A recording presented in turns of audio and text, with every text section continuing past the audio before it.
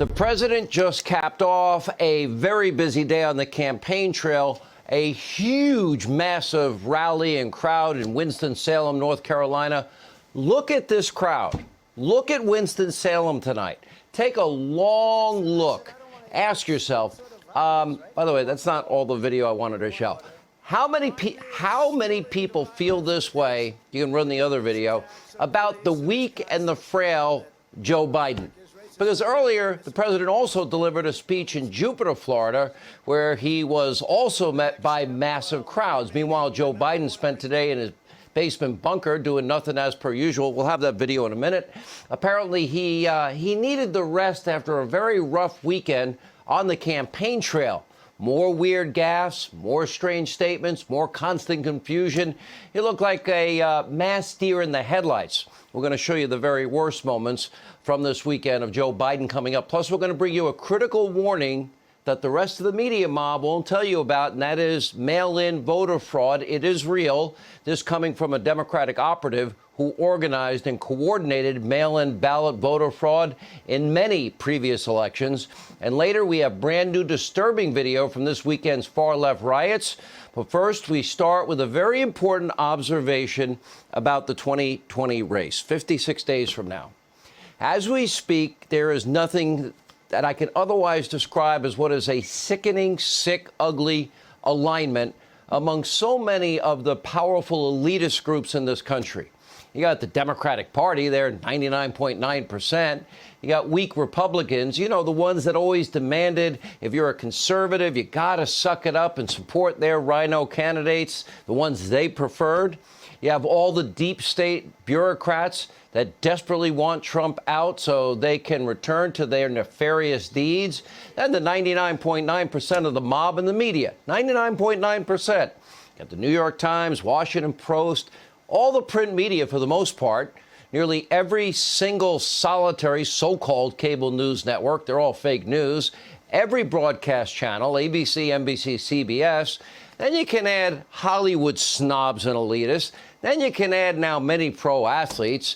They all speak in one voice. They're all working on one goal. They all want one outcome on November the 3rd. They want to beat Donald Trump. Now it's time for a Hannity history lesson and what we call perspective. Because remember, I know the 4 years have gone by fast, but the same exact thing was happening 4 years ago.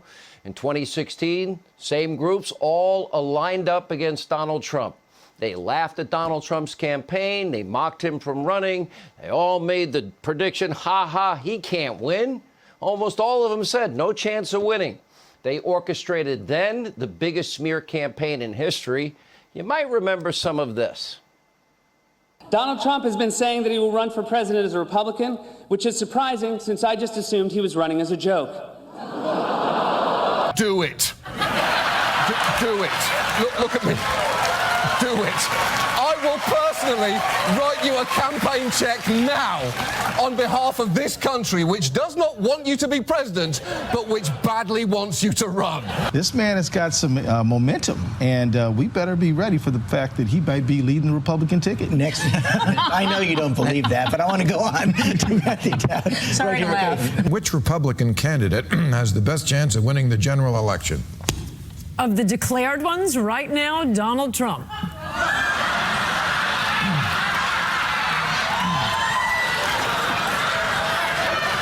Mr. Trump, to answer your call for political honesty, I just want to say you're not going to be president, all right? It's been fun. President Obama will go down as perhaps the worst president in the history of the United States! Exclamation point at real Donald Trump. Well, at real Donald Trump. At least I will go down as a president. Donald Trump is a here today, gone tomorrow candidate for president of the United States. Let me assure every person here, Donald Trump will not become president of the United States. Can you imagine Donald Trump standing up one day and delivering a State of the Union address? Well, I can imagine it in a Saturday night skit. Donald Trump, we project, will win in Kentucky with its 8 electoral votes. Kansas, with its 6 electoral votes, Nebraska with its 5 electoral votes, Utah, Wisconsin, Arizona, capping his improbable political journey with an astounding upset victory. Now, as it turned out in 2016, we learned their collective opinions, predictions were not only wrong, but they were all meaningless. Here is a simple truth. The Washington swamp will not decide this election. Neither will those Hollywood snobs. The truth is, none of these people matter. Their opinions do not matter. Fake news doesn't matter. The power rests with all of you. Look at North Carolina tonight. That's not the mob. That's not the swamp. That's not Hollywood elites. That's you, we, the people. You will decide. You get to be the ultimate jury in just 56 short days. You, the American people, 56 days will decide on the future of this great country. The stakes, they've never been higher.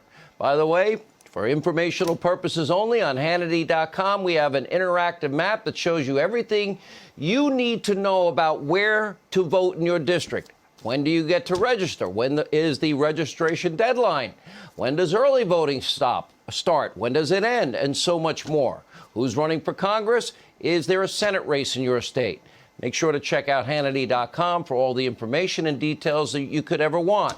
This is the single most consequential election of our lifetime, and the media, the mob, the Democrats, Hollywood elites, and all of their allies, they're not telling you the truth. They've lied to you for 4 straight plus years. In fact, as we speak, they're turning a blind eye to the obvious and serious concerns about, let's be honest here, the whole country's talking about it. They talk about it behind closed doors.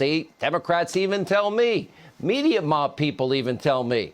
Joe Biden's strength, his stamina, his alertness, and mental acuity, yeah, they're all worried about it. Just like the riots, oh yeah, it's a myth, it's not happening. They're ignoring a walking disaster in Biden, and they know it. They are so desperate to beat Donald Trump that they're willing to put this country literally in the position of supporting somebody that would be elected president that is weak, that is frail, that is obviously a candidate that is not up to the job, the hardest job in the entire world, President of the United States, leader of the free world. For example, during one virtual event on Monday, Biden struggled mightily to answer a question without a teleprompter. Well, actually, with the teleprompter. Take a look. I would like to know, what will your administration do to help them give them that chance? Thank you. Let's move it up here. You know, there used to be a basic bargain in this country. Workers shared in the wealth their work helped create. Remember last week during a Biden town hall in Kenosha, Wisconsin, one person actually had to complain that she was being forced to read off a written script. Just think, if this was Donald Trump, think for a minute. Take a look. I'm just going to be honest, Mr. Biden. I was told to go off this paper, but I can't. You need the truth. And the truth of the matter is, we are heavily angry. Not angry as to where people say, oh, they're protesting. There's a difference between a protester and a rioter. A very big difference. The Biden campaign, they should be ashamed. If this was any Republican, the media mob would have a field day. Instead, they just play along. They cover up the truth. They act like reality's not happening. They have zero moral compass, intellectual honesty, or curiosity. It is such a disservice to you, we, the American people. It is a dereliction of duty.